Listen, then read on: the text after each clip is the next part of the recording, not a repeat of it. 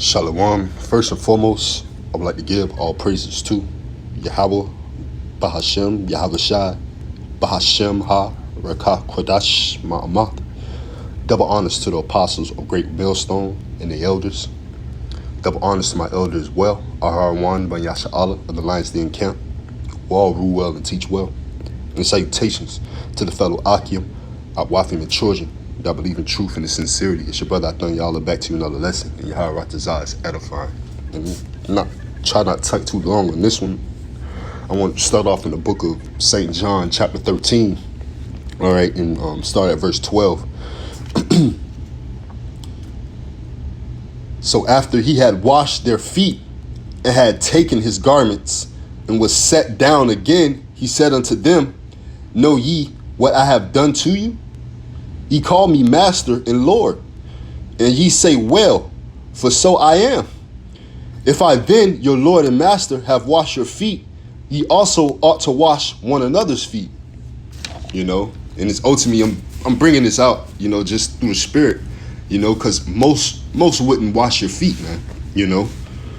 Most of, and those of in the fold, man, they wouldn't wash your feet.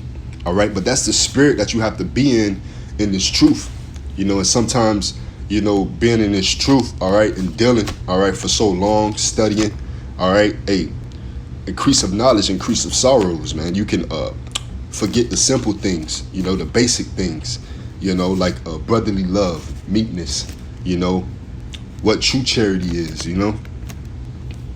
So just as Yahweh Shai, he came on the scene, he washed the feet of the 12, man. The rest of the prophets, being he was the head, the head, he's the only begotten son, man. He's Yahweh Shai, man, the deliverer, man. Verse 14. If I then, your Lord and Master, have washed your feet, ye also ought to wash one another's feet, being the point. For I have given you an example that ye should do as I have done to you. Verily, verily, I say unto you, the servant is not greater than his Lord, neither he that is sent greater than he that sent him. That chain of command. If ye know these things, happy are ye if ye do them, man. Right. Happy you would be if you do them, man. Right. What? But brotherly love, charity. Right. Those are the things that carry a multitude of sins. All right. Preaching this truth, being sincere. All right. Governing the flock, governing the flock, making sure the welfare and the flock is in, good standing and good headspace, spiritually. All right. Doing what they're supposed to do according to the scriptures, man. If you're an elder, as a Quan, a bearded one, all right, one who got to the water first, But from there, I want to go to the book of Sirach, chapter 6, all right, and I'll start at verse 1, because this is a good chapter to read. Instead of a friend, become not an enemy, for thereby thou shalt inherit an ill name, shame, and reproach. Right. Even so shall a sinner that have a double tongue. Right. Instead of a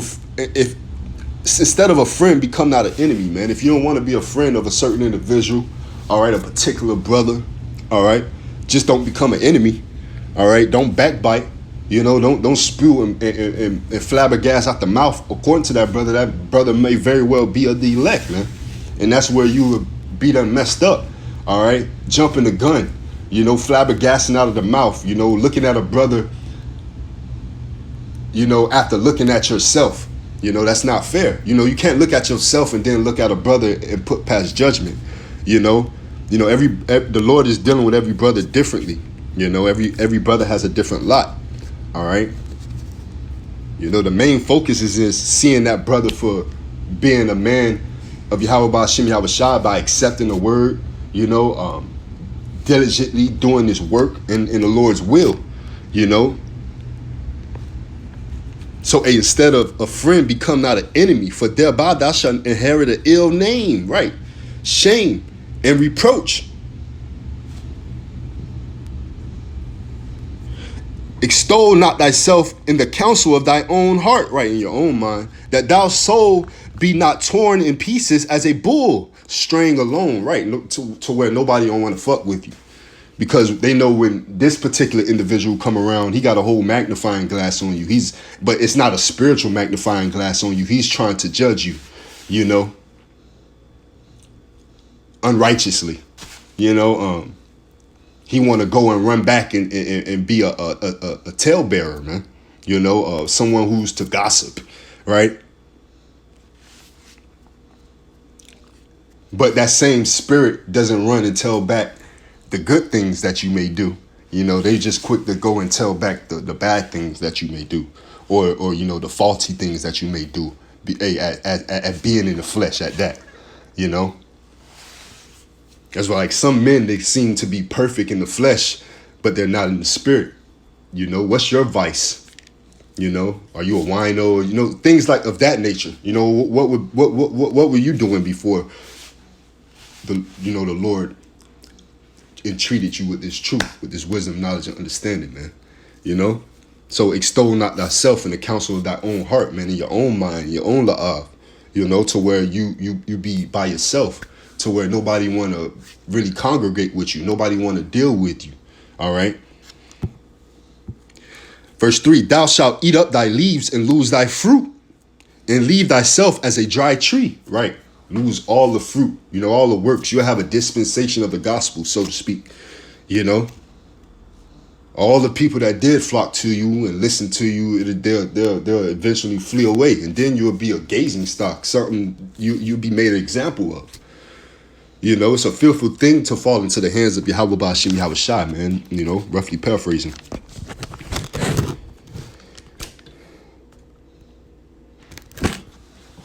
Put the charger in. So lucky. Verse 4. A wicked soul shall destroy him that have it, and shall make right. It's about the spirit of an individual, man. Right? The spirit and the flesh being joined together is what make a soul. A wicked soul shall destroy him that have it, and shall make him to be laughed to scorn of his enemies. Right? You'll be a gazing stock. You'll be an example, and not a good one. So we just gotta resort back to the basis on the simple things, man, of true charity, of brotherly love, of washing the feet of your neighbor, your brethren. Verse 5, sweet language will multiply friends, and a fair speaking tongue will increase kind greetings. Be in peace with many, nevertheless have but one counselor of 1,000. If thou wouldest get a friend, prove him first, and be not hasty to credit him. That what you have to do. Prove him first. But what are you proving him by? You don't prove him according to the outward appearance and the outwardly things. You prove him according to the spirit. What the scriptures say a man of the Lord would be doing,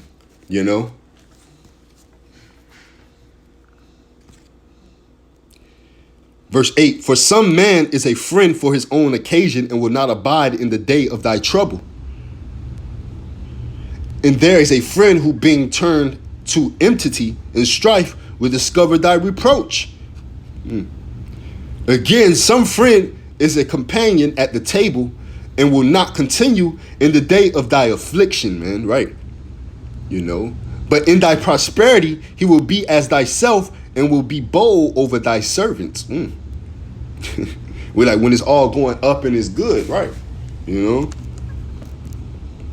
If thou be brought low, he will be against thee and will hide himself from thy face, man, right? Because he don't want to be a part of that affliction. He don't want to be a part of that ridicule that you go through. But when you're on the up and up, he gonna stand right next to you. That's having respect of persons, man. Which that's something we not to have, man. Which you see a lot of that going on as well. Verse 13, separate thyself from thy enemies and take heed of thy friends, man. And that's what the Lord is doing. If you're not gonna do it and see it through your spiritual lenses, the Lord is gonna do it. The Lord's gonna separate the enemies from the true friends, man. The true friends of the Lord from the enemies of the Lord, man. The who crept in unawares, who don't really show that meekness and brotherly love to the brethren, man, to the brotherhood, to those who are truly preaching this truth in truth and in sincerity, man, hoping to be of that number. This is Romans chapter 2 and verse 11. You know, and the main point of this lesson is a majority of them in the fold, majority wouldn't wash your feet, man. You know, and that's the spirit that you supposed to have. Definitely being in the fold, being in the spirit of Yahweh Bashim Yahweh Shai. This is Romans chapter 2 and 11. And Yahweh Ratazah, this lesson was edifying. For there is no respecter, Salakia. For there is no respect of persons with God, man. There's no respect of persons with Yahweh Bashim Yahweh Shai. You know, you're gonna be judged by the law. You know, you're gonna be judged by what's written in the scriptures, man. Thus saith the Lord, man. You know, and as well as your works. You know, your measure of faith is gonna lead the works, man. You know, you can't have faith without works. You know, as well as what the charity covered a multitude of sins, man. You know, so hey, we're in the flesh here, man. As our salvation is as filthy rags, man. You know? Let me get that right quick. This is the book of John, chapter 7 and verse 24. Judge not according to the appearance, but judge righteous judgment, right? You want to judge righteous judgment, you know, not according to the appearance, not according to the flesh, you know? The scriptures clearly speak according to that. This is the book of Isaiah, chapter 64 and verse 6. But we are all as an unclean thing, and all our righteousness are as filthy rags, and we all do fade as a leaf, and our iniquities like the wind have taken us away, man, right? And that's what put us into sin, man, into this bondage where we suffer the curses, you know? Our iniquities did, you know? But our righteousness is going to be as what? As filthy rags, man, because we in this flesh. We in this chains of darkness, all right? But hey, the spirit is willing, but the flesh is weak.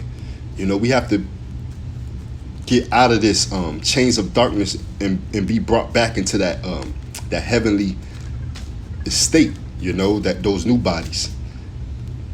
But all in all, you know, would you wash your neighbor's feet, man? Would you wash your brother's feet, so to speak, you know? Shalom, Habatan, DTA. To the next one.